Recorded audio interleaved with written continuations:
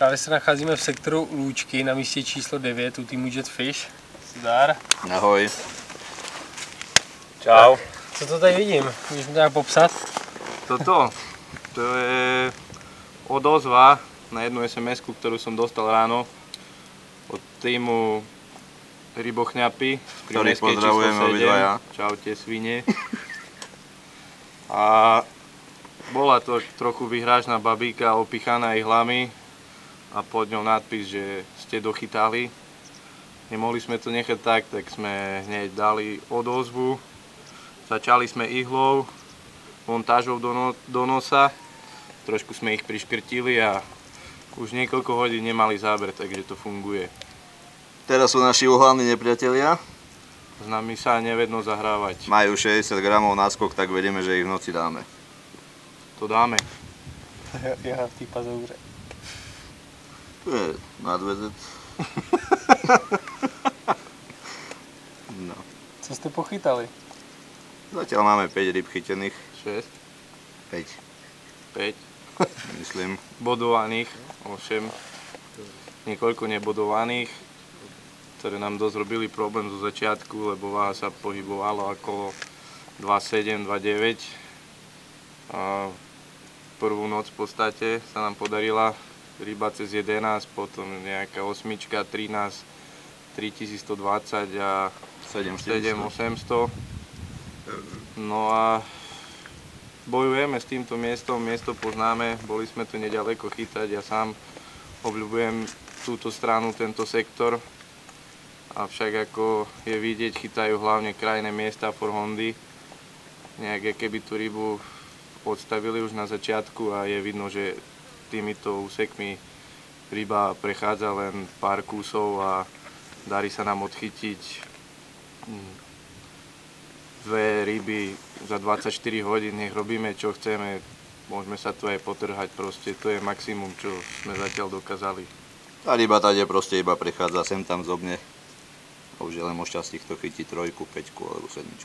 Na jaký nástroje vám berou? Tak ja to skúšam napríklad aj na melónové lizatko, ktoré je zatiaľ bez kontaktu, ale verím, že čoskoro kontakt príde. A ty, Kubo? Ja si chytám bioskvídík, plavačka, švestka Scopex. A Jet 1? Jožko Jet jednotku, v podstate príde mi to skôr, je jedno čo tam dáš, je to dôležité položiť to do cesty tej ryby a ona už zoberie, či to je bioskví, či to je seafood. Ještě se tam hodně lidí mělo dotazy, proč se odešel ze Starbitesu. Řekneš mi k tomu něco? No poviem, zažiadalo si moje ja takú zmenu a jak sa už poznám dlhšie s Jarom a páči sa mi, čo robí, jak to robí. Ty sa mi tam nepáčiš vôbec, ale to už nejak prekúsnem. Ale páčili sa mi produkty, fakt jeho prístup je to legenda medzi Prarínou a nejak... A tak už máš frajerku, tak zase až tak zle na tom nie si, no povedzme si. A hlavne začal chytať Kupko so mnou, tak sa mu zapáčilo všetko, čo robí Jetfish a ideme na to spoločne. No a dúfam, že dlho spoločne to je potiahneme s dobrými výsledkami v ďalších ročkoch. Verím, že to je zase len dobrý krok v tejto mojej kaprárskej ceste a... Co Carp Club SK?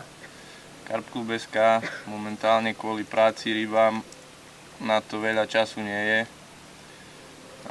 Je to tam také mŕtve, občas prihodím nejaké články, video, ale sám vieš, jak to je, potrebuješ niečo žiť, potrebuješ za niečo ísť na ryby a robiť niečo z dobrej vôle už... A rybáři nechtějí platit, že za reklamy.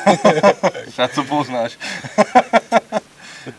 Chceme pozdraviť ešte všetkých fanúšikov, ktorí aj keď nie sú loviaci, sledujú tento krásny web a pretek. A hlavne mladé dievčatá. Už chudnem, som vo forme, svaly stále tam. Ďalší rok budem zase vymakaný a tešíme sa aj o rok, lebo ako môžete vidieť, na Širave sa každý rok chytá viac a viac rýb, čo musím povyzdvihnúť Michalovskú organizáciu, ktorá sa o túto vodu stará, sadí tu ryby, ryby majú nádherné prírastky.